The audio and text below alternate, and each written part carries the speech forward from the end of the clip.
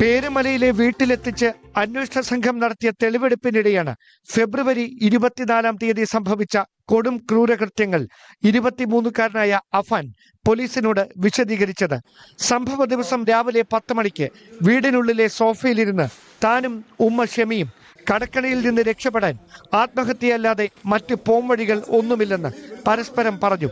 അതിനിടെ ഉമ്മ പൊക്കോളൂ, ഞാനും അവനും പിന്നാലെ വരാമെന്ന് പറഞ്ഞ് ഉമ്മയുടെ തലയിൽ ഉണ്ടായിരുന്ന ഷോൾ കഴുത്തിൽ ഇറുക്കി വരിഞ്ഞു മുറുക്കി. ഷെമി സോഫയിൽ നിന്ന് നിലത്ത് വീണു, ഒപ്പം താനും. പിന്നീട് മുറിക്കുള്ളിലേക്ക് വലിച്ചു കൊണ്ടുപോയി തല ശക്തിയോടെ തറയിലിടിപ്പിച്ചു. രക്തം വാർന്നൊഴുകുന്നത് കണ്ട് ഉമ്മ മരിച്ചെന്ന് കരുതി മുറിയുടെ വാതിലടച്ച് പുറത്തുപോയി. പാങ്ങോടുള്ള കുടുംബ വീട്ടിൽ തനിച്ച് താമസിച്ചിരുന്ന വല്യമ്മ സൽമ ബീവിയുടെ അടുത്തെത്തി എന്റെ ഉമ്മ പോയടി എന്ന് പറഞ്ഞു. തുടർന്ന് തലയ്ക്ക് ചുറ്റിക കൊണ്ടടിച്ച് മുറിവേൽപ്പിച്ച് 88-കാരിയായ സൽമ ബീവിയെയും വകവരുത്തി. അവിടെ നിന്ന് പിതൃ സഹോദരൻ ലത്തീഫിന്റെ വീട്ടിലെത്തി 2 പേരുടെ ജീവനെടുത്തു. ഒടുവിൽ ഉമ്മയുടെ അടുത്തേക്ക് വരണമെന്ന് പറഞ്ഞ് പെൺസുഹൃത്ത് ഫർസാനയെ മുക്കുന്നൂരിലെ വീട്ടിൽ നിന്ന് വിളിച്ചു വരുത്തി. കാവറയിൽ നിന്ന് തനിക്കൊപ്പം ബൈക്കിൽ കയറിയ ഫർസാനയോട് ഈ വണ്ടി ഇടിച്ച് താൻ മരിച്ചാൽ എന്ത് ചെയ്യുമെന്ന് യാത്രക്കിടെ പ്രതി ചോദിച്ചു. നിനക്കൊപ്പം ഞാനും മരിക്കുമെന്ന് ഫർസാനയുടെ മറുപടി. തുടർന്ന് പേരമലയിലെ വീടിന്റെ മുന്നിലെത്തിയപ്പോൾ ഗേറ്റ് പൂട്ടിയ നിലയിൽ. താനും ഫർസാനയും മതിൽ ചാടിക്കടന്ന് വീടിനുള്ളിൽ പ്രവേശിച്ചു. മുകൾ നിലയിലെ മുറിയിലെത്തിച്ച് ഉമ്മ പോയെന്ന് ആദ്യം വെളിപ്പെടുത്തി. പിന്നാലെ ആക്രമിച്ച മറ്റുള്ളവരുടെ വിവരങ്ങളും. നടുക്കുന്ന വിവരങ്ങൾ കേട്ട് കൈകൾ കൊണ്ട് കണ്ണുപൊത്തി തല കുനിച്ച് ഫർസാന സമീപത്തെ കസേരയിലിരുന്നു. പൊടുന്നനെ നീ കരയില്ലെന്നും ഞാനും അനുജനും നിന്റെ പിന്നാലെ വരുമെന്നും പറഞ്ഞ് അടുത്ത് കരുതിയിരുന്ന ചുറ്റിക കൊണ്ട് 2 തവണ പെൺസുഹൃത്തിന്റെ നെറ്റിയിൽ അടിച്ചു. ആദ്യ ആക്രമണത്തിൽ തന്നെ അവളുടെ ജീവൻ നഷ്ടപ്പെട്ടെന്നും പിന്നീട് തലയ്ക്കു ചുറ്റും അടിക്കുകയായിരുന്നെന്നുമാണ് വെളിപ്പെടുത്തൽ. അതിനിടെ ഇഷ്ടഭക്ഷണമായ കുഴിമന്തിയും വാങ്ങി വീട്ടിലേക്ക് മടങ്ങി വന്ന സഹോദരനെ അകത്ത് വിളിച്ചു കയറ്റി ഉമ്മ പോയെന്ന് പറഞ്ഞു. നമുക്കും ഉമ്മയുടെ അടുത്തേക്ക് പോകാമെന്ന് പറഞ്ഞ് ശബ്ദം പുറത്ത് കേൾക്കാതിരിക്കാൻ ഹാളിനുള്ളിലെ TV ഓണാക്കിയ ശേഷം അഫ്സാന്റെ നേർക്ക് ആദ്യ ആക്രമണം. ഇക്ക ഇക്ക എന്ന് വിളിച്ചുകൊണ്ടായിരുന്നു 14-കാരൻ പിടഞ്ഞു വീണത്. പിന്നാലെ സമീപത്തെ മുറിക്കലിൽ നിന്ന് അനക്കം കേട്ട് തുറന്നു നോക്കുമ്പോൾ ഉമ്മയുടെ കണ്ണുകൾ ചലിക്കുന്നുണ്ടായിരുന്നു. അതിനിടെ ചുറ്റിക കൊണ്ട് പലതവണ ഷെമിയുടെ തലയിൽ അടിച്ചു. രക്തം പരന്നൊഴുകിയിട്ടും കണ്ണുകൾ തുറന്നിരുന്നതോടെ ബലമായി മുറുക്കിയടച്ച ശേഷം താൻ പുറത്തു കടന്നു. രക്തത്തിൽ കുളിച്ചു കിടന്ന അനുജന്റെ മൃതദേഹത്തിനരികിലിരുന്ന് ഏറെ നേരം കരഞ്ഞ ശേഷമാണ് രക്തക്കറ പുരണ്ട വസ്ത്രങ്ങൾ മാറ്റി കുളിച്ചത്. ഒടുവിൽ അടുക്കളയിലെ ഗ്യാസ് തുറന്നു വിട്ടു. തുടർന്ന് ശീതളപാനീയത്തിൽ എലിവിഷം കലർത്തി കുടിച്ച ശേഷം വീടിന് പുറത്ത് കടന്നു. ബൈക്ക് സ്റ്റാർട്ടാകാതെ വന്നതോടെ ഓട്ടോ പിടിച്ച് വെഞ്ഞാറമൂട് പോലീസ് സ്റ്റേഷനിലേക്ക്.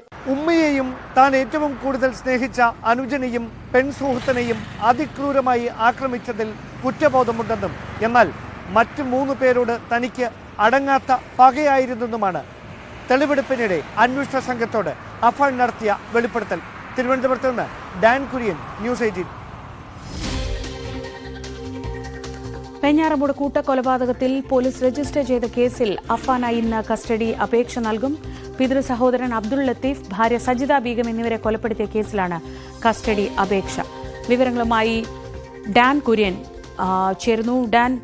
ഡാന്റെ റിപ്പോർട്ട് കേട്ടതിൻ്റെ ഒരു നടുക്കത്തിലാണ് നിൽക്കുന്നത്. അത് കഴിഞ്ഞിട്ട് വേണമല്ലോ അടുത്തതിലേക്ക് പോകാൻ. ഈ ക്രൂരമായ കൊലപാതകങ്ങളിൽ ഈ 3 ആദ്യത്തേതിൽ പിതൃമാതാവിൻ്റെ കേസിൽ തെളിവെടുപ്പ് ഇപ്പോൾ പൂർത്തിയായി കഴിഞ്ഞു.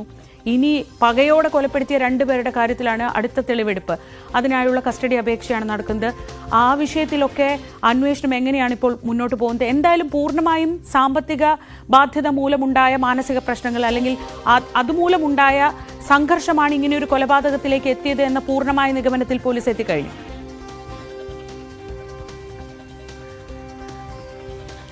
ശ്രീജ, വൻ സാമ്പത്തിക ബാധ്യത തന്നെയാണ് ഈ കൊലപാതകത്തിന്റെ അടിസ്ഥാനം എന്ന കാര്യം പോലീസ് ഏറെക്കുറെ ഉറപ്പിച്ചിരിക്കുകയാണ്. കാരണം ഈ ബാധ്യതകൾ ഏതൊക്കെയാണ്, ആർക്കൊക്കെയാണ് നൽകാനുള്ളത് എന്നതിനെ സംബന്ധിച്ച കൃത്യമായ വിവരങ്ങൾ പോലീസിന് ലഭിച്ചിട്ടുണ്ട്. അതോടൊപ്പം ഈ കുടുംബത്തിന് വൻ തുക കടമായി നൽകിയ ചില പലിശക്കാരെ കുറിച്ചുള്ള വിവരങ്ങളും പോലീസിന് ലഭിച്ചിട്ടുണ്ട് എന്നാണ് വിവരം. അതായത് 10,000 രൂപ അടുത്ത് ഈ ദിവസങ്ങളിൽ ഒന്നിടവിട്ട ദിവസങ്ങളിൽ പലിശ കൊടുക്കേണ്ടി വരുന്ന സാഹചര്യം ഉണ്ടായിരുന്നു എന്ന തരത്തിലുള്ള സൂചനകളാണ് പോലീസിന് ലഭിച്ചിരിക്കുന്നത്. അത് കേന്ദ്രീകരിച്ചുള്ള അന്വേഷണം നടക്കുന്നുണ്ട്. മീറ്റർ പലിശയാണ് ഇവർക്ക് നൽകേണ്ടി വന്നിരുന്നത്. അങ്ങനെ വൻ തുകകളാണ് ഏതാനും വ്യക്തികളിൽ നിന്നായി കടമായി വാങ്ങിയിരുന്നത്. ഇത് തിരികെ കൊടുക്കാൻ ഒരു നിവൃത്തിയുമില്ല. പിതാവിനോട് ഇങ്ങനെയൊരു പണം കടം വാങ്ങിച്ച കാര്യം പറയാനും കഴിയില്ല. ഇങ്ങനെയൊരു സ്ഥിതിയിലായിരുന്നു അവർ പൊക്കോണ്ടിരുന്നത്.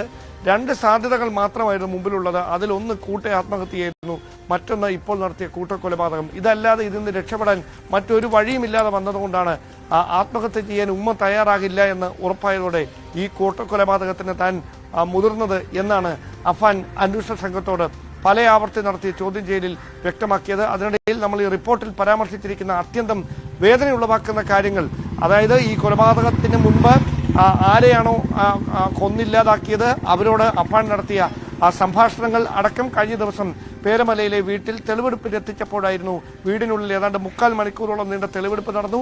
അവിടെ വെച്ചാണ് അന്വേഷണ ഉദ്യോഗസ്ഥരോട്, ആറ്റിങ്ങൽ DVSP ഉൾപ്പെടെയുള്ള അന്വേഷണ ഉദ്യോഗസ്ഥരോട് എന്തായിരുന്നു ഇതിലേക്ക് നയിച്ച സംഭവങ്ങൾ, ഫെബ്രുവരി 24-ാം തീയതി തിങ്കളാഴ്ച എന്താണ് പേരമലയിലെ വീട്ടിൽ വെച്ച് സംഭവിച്ചത് എന്ന കാര്യങ്ങളൊക്കെ പ്രതി വിശദീകരിച്ചത്. അതിനിടയിലാണ് ഏറെ സ്നേഹിച്ചിരുന്ന അനുജനെ ഈ ഉമ്മയുടെ അടുത്തേക്ക് പോകാമെന്ന് പറഞ്ഞ് തലക്കടിച്ച് പിടഞ്ഞു വീഴുമ്പോഴും അവൻ ഇക്ക എന്ന് വിളിച്ചുകൊണ്ടാണ് വീണിരുന്നത് എന്നൊക്കെ പറയുമ്പോൾ മനസാക്ഷിയുള്ള ആരെയും അത് ഉലച്ചു കളയുന്ന ഒരു കാര്യം തന്നെയാണ്. അങ്ങനെ ഈ ബാധ്യതയിൽ നിന്ന് മുക്തി നേടാൻ ഒരു വഴിയുമില്ലാതെ വന്നതുകൊണ്ട് ഇങ്ങനെയൊരു കൊടും കൃത്യത്തിന് താൻ തയ്യാറെടുക്കുകയായിരുന്നെന്നും താനും ജീവിച്ചിരിക്കില്ലെന്നും പുറത്തിറങ്ങിയാൽ ആത്മഹത്യ ചെയ്യുമെന്നുമൊക്കെയാണ് അഫാനും അന്വേഷണ ഉദ്യോഗസ്ഥരോട് വ്യക്തമാക്കുന്നത്. അതിനിടയിലാണ് ഇന്ന് കസ്റ്റഡി അപേക്ഷ സമർപ്പിക്കുന്നത്. പിതൃ സഹോദരൻ ലത്തീഫിനെയും ഭാര്യ ഷജിദ ബീഗത്തെയും കൊലപ്പെടുത്തിയ കേസിലാണ് വെഞ്ഞാറമൂട് പോലീസ് ആദ്യം കസ്റ്റഡി അപേക്ഷ സമർപ്പിക്കുക.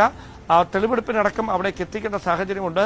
പേരമലയിൽ എത്തിച്ചതുപോലെ ഒരു അല്ലെങ്കിൽ പാങ്ങോടോ എത്തിച്ച ഒരു സാഹചര്യമായിരിക്കില്ല ലത്തീഫിന്റെ വീടിന്റെ പരിസരത്തേക്ക് എത്തിക്കുമ്പോൾ. ചുള്ളാടത്തെ വലിയ തരത്തിൽ ജനരോഷം ഉണ്ടാകാനുള്ള ഒരു സാധ്യതയുണ്ട് എന്നൊരു വിലയിരുത്തലിന്റെ അടിസ്ഥാനത്തിൽ പോലീസ് കൃത്യമായ സുരക്ഷ ഒരുക്കിക്കൊണ്ട് തന്നെയായിരിക്കും അവിടേക്ക് അഫാനെ തെളിവെടുപ്പിന് വേണ്ടി കൊണ്ടുവരുന്നതിനുള്ള നീക്കങ്ങൾ ആരംഭിച്ചിരിക്കുന്നത്. എന്തായാലും കസ്റ്റഡി അപേക്ഷ സമർപ്പിക്കുന്നതിന് പിന്നാലെ ഇന്ന് തന്നെ പ്രതിയെ കസ്റ്റഡിയിൽ വിട്ടുകിട്ടുമെന്നൊരു പ്രതീക്ഷയിലാണ് അന്വേഷണ സംഘം തുടർ നീക്കങ്ങളുമായി മുമ്പോട്ട് പോകുന്നത്.